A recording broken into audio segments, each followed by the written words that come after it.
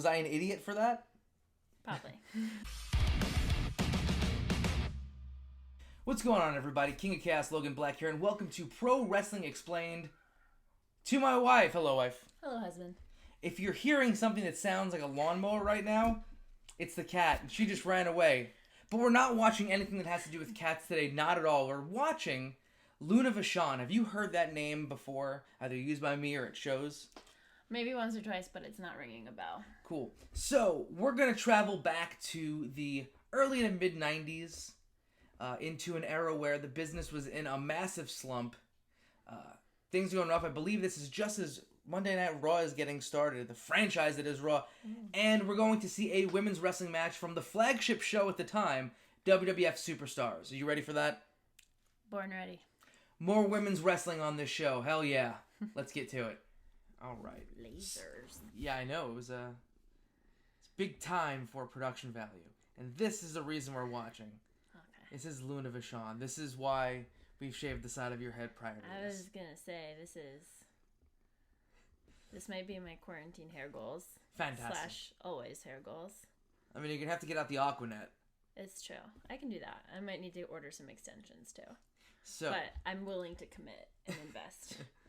So, this time period, this is the mid-90s.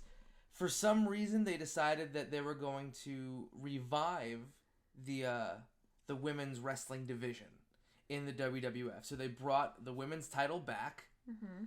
They started running with things, and they made this woman the champion, formerly known as Medusa, now known as Alundra Blayze. Obviously, you're not going to be a baby face with the name Medusa.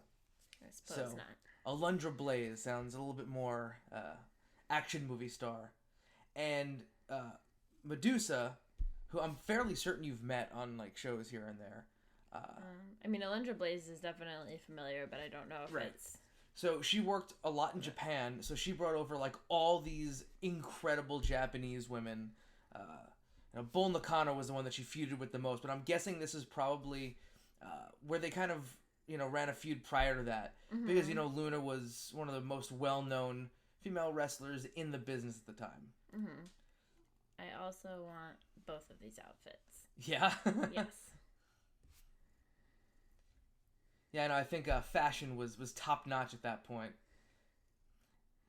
And the great thing about this, to me, watching at the time, was there was, like, no women's wrestling that was like this. Like actual wrestling? Right, I mean, like, that was a really, really nice transition. Yeah. I mean, Luna was trained by Fabulous Moolah. I know that's a curse word.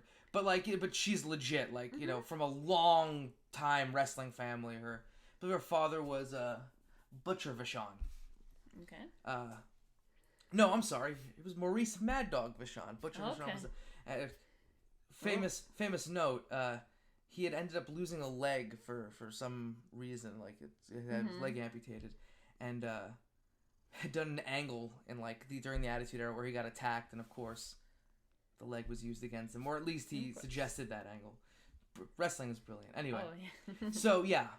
Here's Luna, definitely an accomplished wrestler, and you didn't see this prior to this point. You've seen the old women's wrestling stuff from the 80s where it's hair mares and the same old spots, and they're actually wrestling here. So again, whatever caused that whole let's take women's wrestling seriously for a moment. Yeah. At that point, for just a moment. Right. It was I think maybe a year to a year and a half, and then they shut it down. Alundra Blayze went on Nitro, which was the competitor's show, and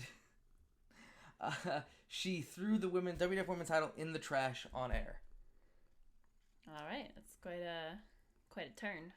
Yeah, that was I'm sending a message, but anyway, yeah, and that was pretty much it. And then from there, it was, the bra and panty stuff that we had seen, big fake boobies everywhere. Yeah. Even Luna got a massive boob job. So I wanted to watch Good this. For her. Well, I mean, that was so specifically. I wanted this era of Luna because, the production values were good for this to not go from the 80s. But if I had done Attitude Era Luna, it's hot Luna, and to say she's not beautiful here. I was going to say, excuse you. Not to say she's not beautiful here, but what I will say is that she was presented as big busty Luna in the Attitude Era. Well, I mean, was any female wrestler in the Attitude Era not presented that way? No. Yeah. You got me there. As we continue watching this is like a very, very good wrestling match for like the early to mid 90s. Mm-hmm. Yeah, I mean, Luna was just so good. Medusa was excellent.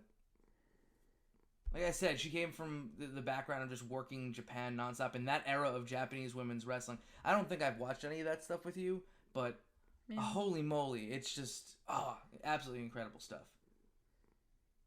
I got a feeling she's going to miss this one, and the tide is going to turn. Well, yep. It's almost as if I watch wrestling. Almost. It's almost as if there's a narrative pattern. Nah, never. Beautiful bridge in the German suplex. And she's going to get the 3 for it. No comeback, nothing. We're just going right to the finish. Slip on that banana peel and go. Well, you know, when you have a rainbow jumpsuit like that, how can you not just go straight for the gold? You know, when I was a kid, I was convinced that the veins going from, like, her cheek to, like, the side of her head that was shaved, I was convinced that was, like, legit. I mean, maybe was I an idiot for that? Probably. I was a gullible child. But, like, Luna Vachon and that era of, you know, legitimacy in wrestling, like, it was very different than a lot of the stuff that you see right now. Again, there was no internet. There was nothing like that. So I was convinced Luna Vachon went to the grocery store just like that. I mean, she might have. You never know. I mean, she had to go with the side of her head shave, which is now, like, you know, fashionable. You show it off, dear. It's fashionable, but, like, at that point, no one's about that. As, you know, the cat wants to join us in order to understand this. So, can you tell me, and you could tell Selfie, what your reflections are on this match? I think it was a really great match. It's nice.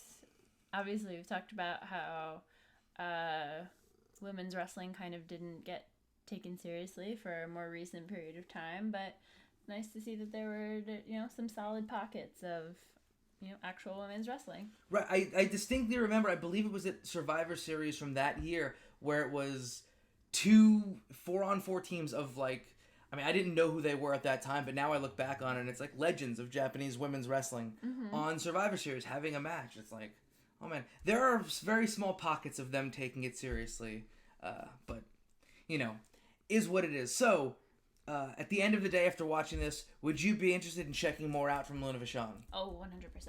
Hell yeah. Let's go with it. Well, that's going to be all for this edition of Pro Wrestling Explained.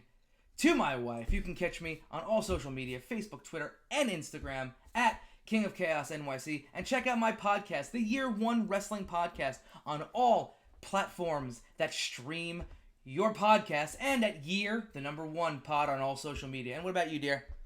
I am at Banana Lunch on Instagram. I don't have anything quippy to say. I'm just a person. Well, for the both of us here, love yourselves, love each other, love pro wrestling. Love Selfie. And love cats.